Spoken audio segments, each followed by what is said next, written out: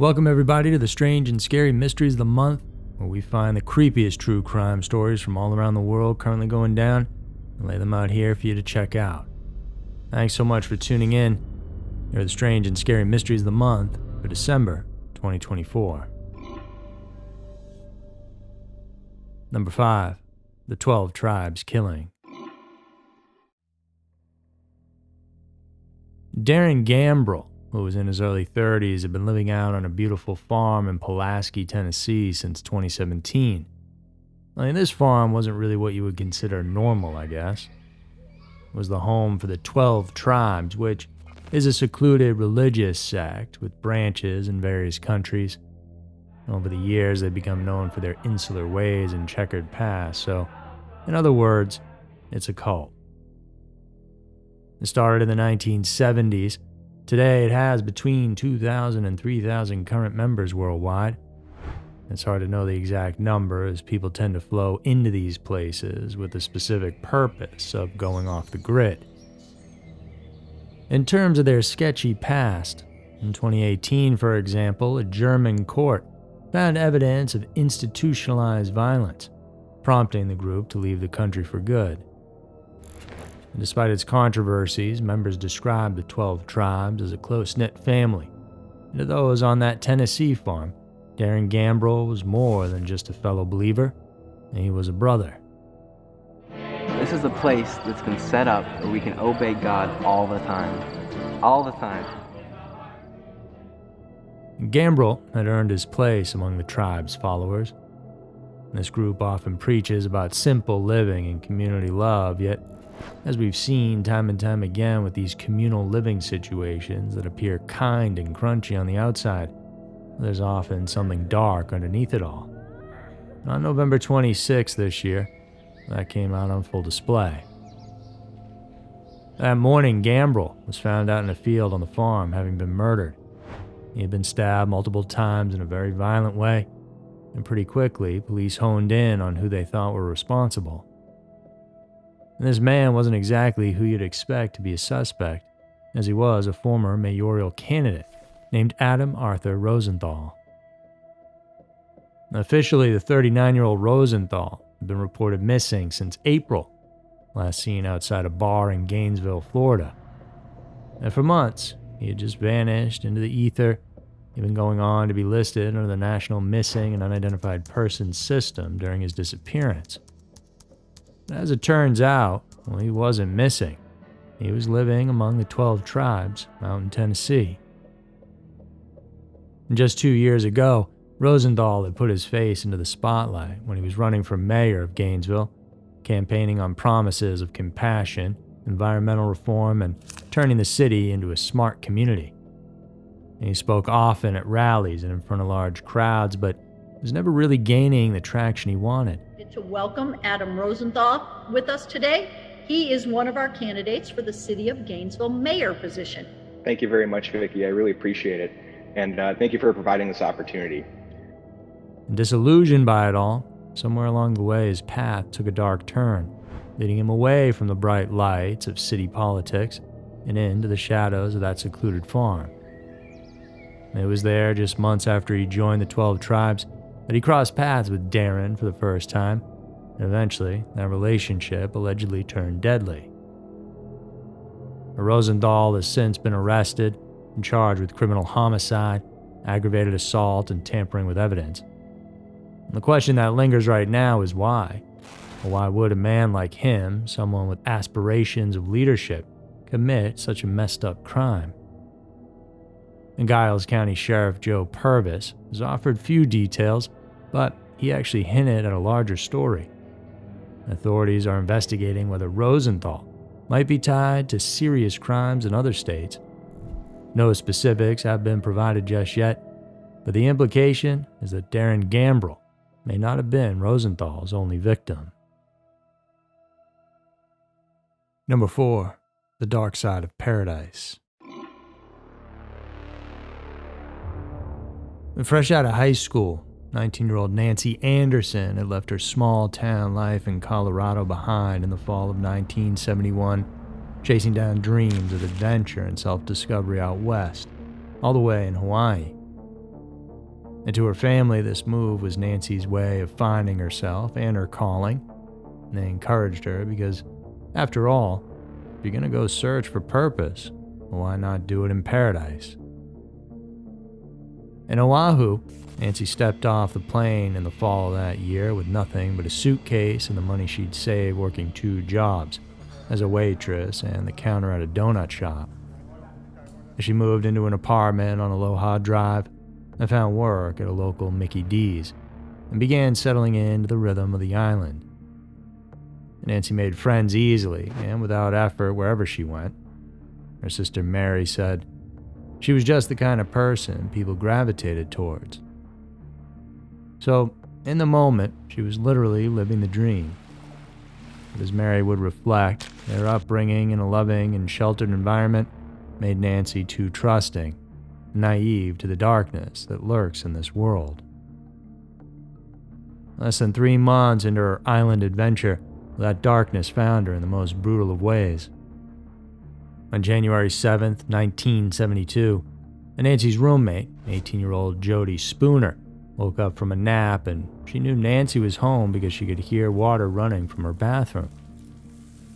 She didn't think much of it at first, but the water never stopped.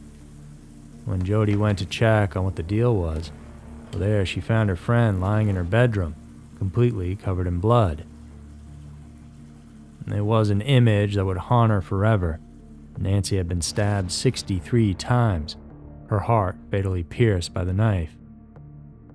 It was an insatiable murder of a young woman that demanded justice. However, that never happened.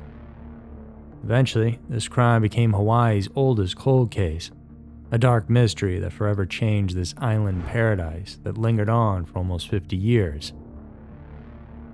But Nancy's family never stopped looking for justice and just had to wait for technology to catch up. It wasn't until Nancy's brother Jack called forensic genealogist C.C. Moore in 2019 that the wheels of justice began to turn again on her story. Moore, famed for her groundbreaking work in genetic genealogy, took on the case, hoping to finally bring answers to a family that had endured so much pain. When I work a case, I'm not in touch with the family. So right off the bat, this made this case very special to me.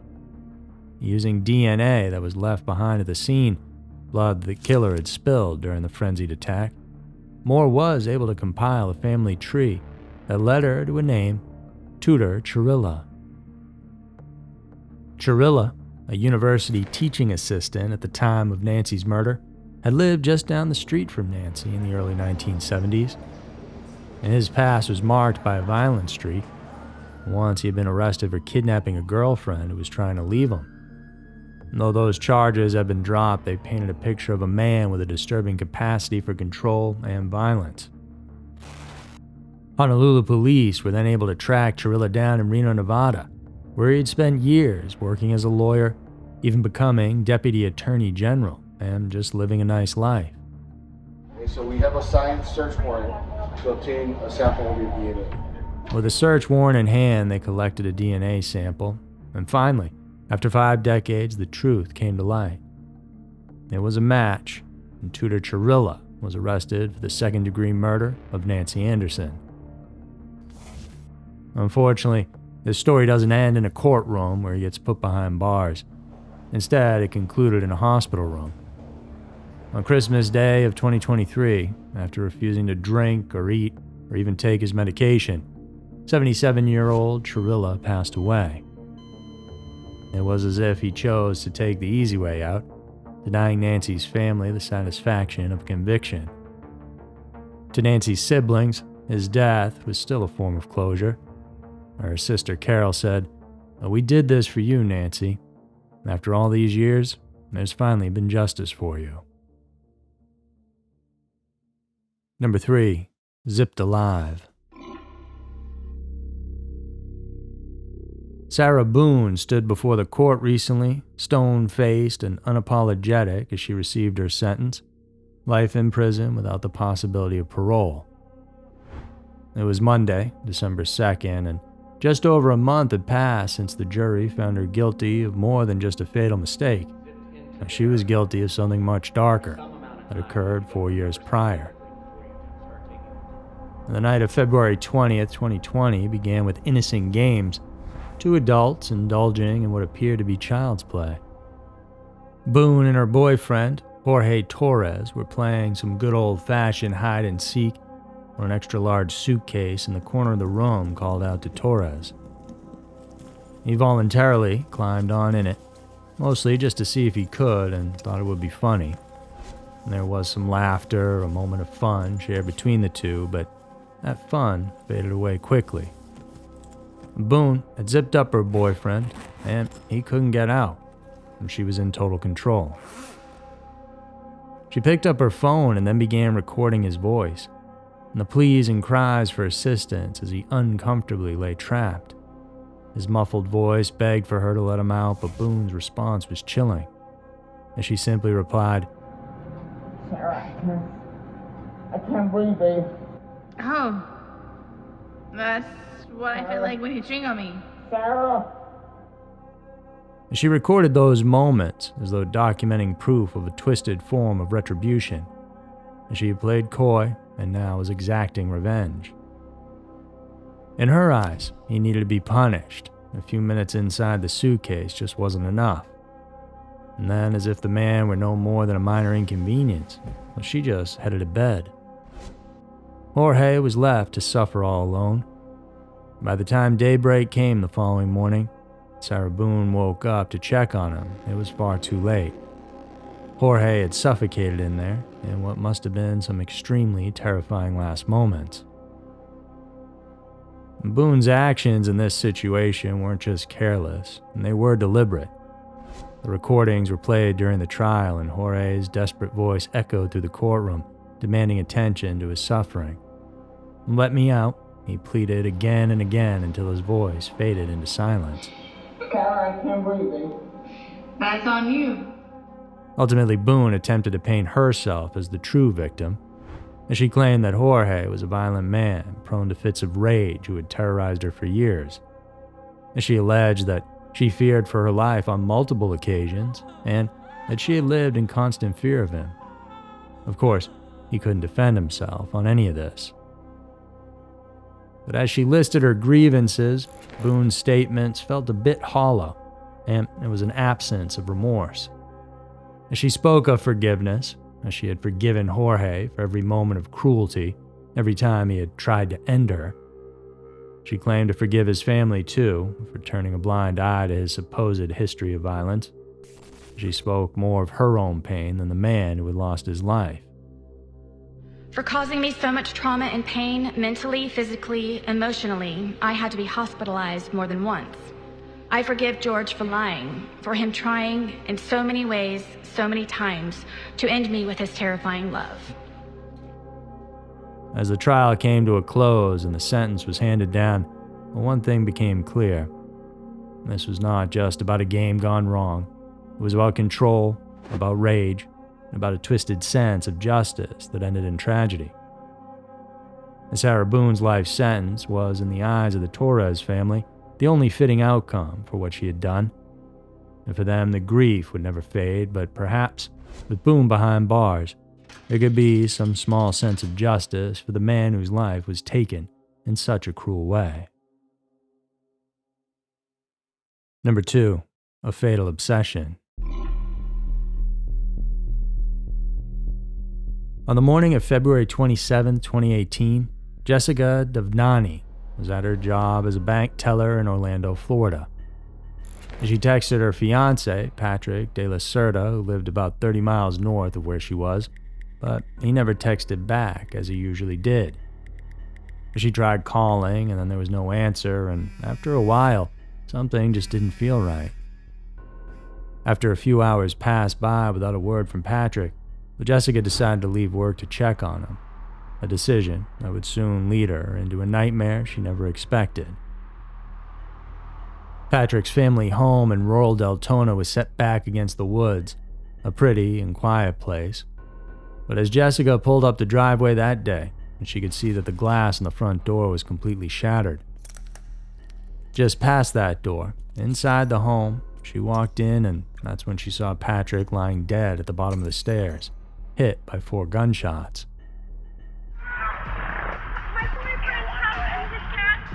If anybody else is here. Is anybody else here? Investigators quickly noticed the signs of a calculated crime. The shattered door, the careful removal of the home security camera system. It all pointed to someone who had thought this through. Someone who knew how to leave behind as few clues as possible. Only 2 spent shell casings from the high-caliber ammunition were found, despite 6 shots being fired overall. Initially, detectives, Chad Weaver and the rest of the Volusia County Sheriff's team, followed a lead involving a neighbor with a past dispute against Patrick. Only 3 months earlier, this neighbor had pulled a gun on the 25-year-old during an argument. It was an incident that had nearly turned deadly then, but this time, investigators found the neighbor had an ironclad alibi, and he was in jail when Patrick was killed. The investigation took another turn when Jessica offered a second lead, her former boyfriend, Gregory Bender. Now, this guy was actually 21 years older than Jessica, a wealthy hedge fund manager with an unhealthy way of dealing with relationships. For years, Bender had displayed an obsessive, possessive nature, and when Jessica broke off their engagement after finding out he was actually married to another woman, well, Bender wasn't too happy about it. The girl changed all her social media and did what she could to avoid him, but in the months leading up to Patrick's killing, he threatened Jessica repeatedly and stalked not only her, but now Patrick and his family as well. Unblock me. Enough is enough. Call me now, or all hell is going to break loose. Even after Jessica obtained a restraining order against him in 2017, his obsession didn't wane. Interestingly, on the day of the killing, Bender called her twice at work, but she never answered. Then came a breakthrough, not from a lead the police were chasing, but from a terrified woman reaching out to them. Bender's estranged wife, Damara Sanchez, had seen something she couldn't ignore. She approached investigators, bringing with her pages from her husband's notebooks, maps, bullet points, and plans drawn out for what seemed like a fantasy, but was all too real. It was a plot to kill Patrick de la Cerda, all written out in chilling detail. The authorities arrested Bender on a charge of violating the restraining order, giving them an opportunity to dig deeper into his home. And what they found there sealed his fate. 300 blackout ammunition, the same type used in Patrick's murder, and a hand-drawn map of Patrick's property thrown casually into the trash. Data from a burner phone also connected the dots in an irrefutable way. This phone, which had been sitting dormant in Bender's home until the morning of the murder, was now on the move, and its location traced to the area around Patrick's property. Surveillance footage from a neighbor's ring cam showed Bender's vehicle leaving his home at dawn on the morning in question, and a single spent casing found in a junk drawer at Bender's house was a ballistic match to the scene of the crime. And Gregory Bender was arrested, and in May of 2021 he was found guilty of first-degree murder. The jury only took 2 hours to deliberate. He had written out his twisted, jealous fantasy and made it a reality. And now he gets to pay the price. Rest assured, the man who took your life is going to pay with his own life now. Number 1. Very Bad Cop. Roger Golubsky had been a looming presence in Kansas City, Kansas for over 3 decades. A man with a badge, someone in charge of upholding the law and helping out the citizens. But see, Roger was far from an ideal cop. He used his uniform to hide his crimes. He was, at his very core, a predator disguised as a protector. As the years went by, secrets festered. That was until December 2nd, when everything came to a sudden and shocking end. That day, the retired police detective was found dead on his back porch, a single gunshot wound. Roger, at age 71, was no longer around to face justice for his alleged crimes, and he was set to stand trial soon, accused of horrendous civil rights violations, but just days before facing a federal court, well, it all came to a close in an instant. Golubsky was found dead at his home on Monday after he failed to appear at the courthouse. He admitted his guilt without saying a word, just by committing a single shocking action out in the back of his house, in his way to avoid trial and the consequences that would come with it. And so, what had he done? Well, a whole lot in his time, and this guy was as corrupt as they come. Golubsky was accused of assaulting 2 black women while he was still on the force, violating the very people he swore to protect. Beyond them, one of his victims was a 13-year-old girl, someone he allegedly abused repeatedly over the span of several years. And he threatened her many times, as according to the court documents, he vowed to kill her or her grandmother if she ever told anyone about what he was doing. There was also another victim, a woman who had her world turn apart after Golubsky arrested her sons. According to that indictment, the abuse that followed was relentless, assaults on her that spanned over years. And it didn't end there, as Golubsky's depravity extended into even more sinister territory. His name surfaced again, this time in connection with a trafficking ring involving underage girls in the 1990s. His charges piled up, painting a picture not of a respected lawman, but of a person who preyed on the vulnerable. Golubsky's crimes were not just a stain on his legacy, but also on the police department that allowed him to operate unchecked for years. His name first emerged during the case of Lamonte McIntyre, a teenager wrongfully convicted for a double murder in '94. Golubsky was allegedly instrumental in framing McIntyre, who spent 23 years in prison for a crime he didn't commit. After his release, McIntyre eventually settled a lawsuit for $12.5 million, a settlement that couldn't begin to return the lost years, but at least acknowledge the wrongdoing that had stolen them. Until that man is behind bars, man, I'm not gonna rest, man. I sit in that place for 23 years, man. I don't want revenge, I want accountability. And then there was Jay-Z's Team Rock. The criminal justice arm of Rock Nation took up a fight, suing the Kansas City Police Department for obstructing their access to public records related to abuse and misconduct. Golubsky wasn't just a bad apple, he was part of a larger, rotted-out system. Team Rock wanted transparency, justice, and accountability. But with Golubsky's sudden death, there's a sense that maybe the truth of it all will remain buried just out of reach. Getting some preliminary reports that there's police tape around Golubsky's house. There's a bitter irony in how Roger's life ended. The man who allegedly inflicted so much pain upon others, choosing to leave this world before he could be held accountable. His victims, their families, and the community at large are left with a hollow sort of closure. Justice, to a certain extent, seems to have slipped away because Roger chose the coward's way out of it all. So there were the strange and scary mysteries of the month for December 2024. If you enjoyed this, please remember to subscribe and hit the bell so you know when we're putting out our new content. And for even more exclusive episodes and an entire library to check out, consider supporting us over on Patreon. And thanks so much for watching. I'll see you guys over in the next one.